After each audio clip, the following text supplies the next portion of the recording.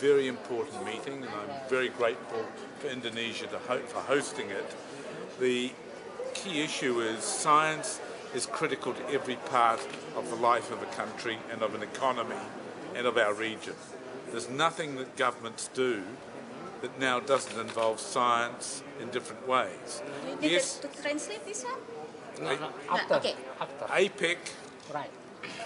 APEC, of course, is primarily interested in the economic growth of the Asia-Pacific Rim. But if one doesn't incorporate science into every policy of government, we cannot make the most of the opportunities that the collective brain power of all the people in the Asia-Pacific Rim have. And so what this meeting was a meeting of the few people, and there are relatively few people, who work at the interface between the science system and policy making. And we spent a lot of time learning from each other how to do it well. It's complicated. It's very hard because science is hard and complicated. The issues we deal with are complicated, and policy making is complicated.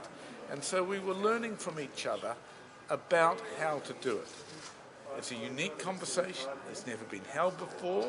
There was people in this room who'd never met each other before, and yet the conversation was constructive, collegial, good ideas coming forward. We all learnt something, all learnt a lot, in fact, and we want to do it again. And that's a sign that this meeting was a great success. So, helping governments use science better for economic growth and social development, have learnt more ideas from each other countries, other economies, how to do it. We want to meet again. We've got things we did not have time to discuss. We discussed all sorts of things, like dealing with natural disasters, communicating about risk, how to make more money out of innovation, how to make governments use science, knowledge and science better. We discussed some specific issues like natural disasters, like energy, sustainable energy, but most important of all, we were learning from each other. So that's what we're trying to do. Sorry, a long answer, but a very big question. Ya, jadi gini ya, sebenarnya APEC Chief Science Advisor ini untuk pertama kalinya dilakukan gitu. Kenapa? Karena bentuk ini sangat unik ya, dan tidak formal seperti kebiasaan meeting-meeting APEC yang lain. Nah, karena di dunia ini tuh tidak semua negara mempunyai Kementerian IPTEK. Jadi ada beberapa negara di mana dia mempunyai Chief Science Advisor yang dia sangat berpengaruh pada pemerintah. Inti dari meeting ini sebenarnya adalah bagaimana membawa sains, ilmu pengetahuan dan bukti-buktinya untuk dijadikan suatu rekomendasi bagi government, terutama tentang IPTEK. Jadi seluruh masalah di dunia ini seperti tadi diterangkan, natural disasters, kemudian ada health disease, penyakit-penyakit, energi, itu sebenarnya bisa diterangkan dalam bentuk sains gitu.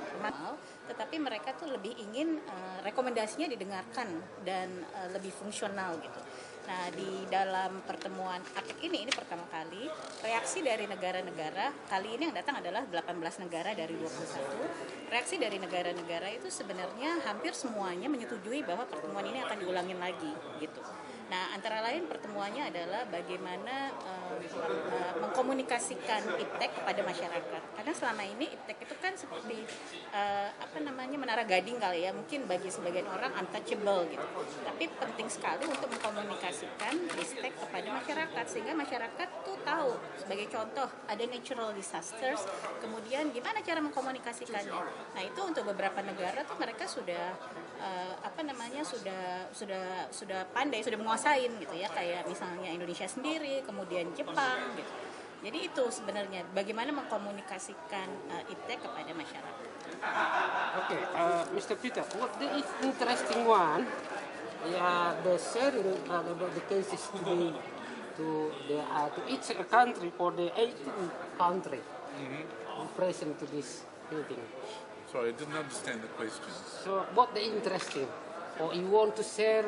Mention about Do you have any in the meeting did you speak about the technology that you would like to share with the others? Not really. I mean, that's getting to the level of specificity which other parts of the APEC system would deal with.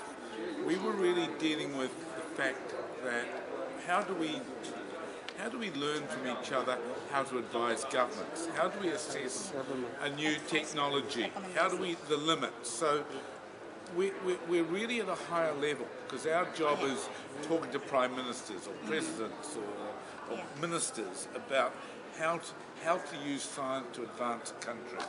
And so we were talking about, for example, how much basic science a country should do, how much applied science we should do, whether you give the money for science to individuals or whether you set priorities and have big research groups, what do you do in a country at a lower stage of economic development as opposed to a country that's at an advanced stage of economic development.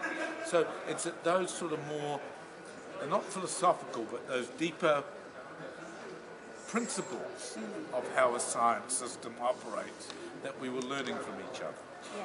Jadi gini, sebenarnya ini bukan tentang transfer teknologi, karena transfer teknologi dari suatu misalnya IPTEC gitu ya, misalnya dari kesehatan atau dari energi atau dari agriculture itu sudah dibahas di dalam working group yang lain ya. Tetapi ini lebih tinggi dari itu. Jadi yang dibicarakan sebenarnya adalah kebijakan IPTEC yang perlu dipikirkan oleh suatu negara, suatu pemimpin negara atau presiden gitu. Jadi seperti misalnya bagaimana budget IPTEC tuh harus lebih ditingkatkan di setiap country member dari APEC gitu. Bagaimana penelitian dasar itu harusnya porsinya tuh misalnya lebih kecil apa lebih besar gitu dibandingkan dengan terapan. Nah, jadi ini pertemuan dari Chief Science Advisor ini sebenarnya lebih tinggi dari pertemuan yang lain gitu.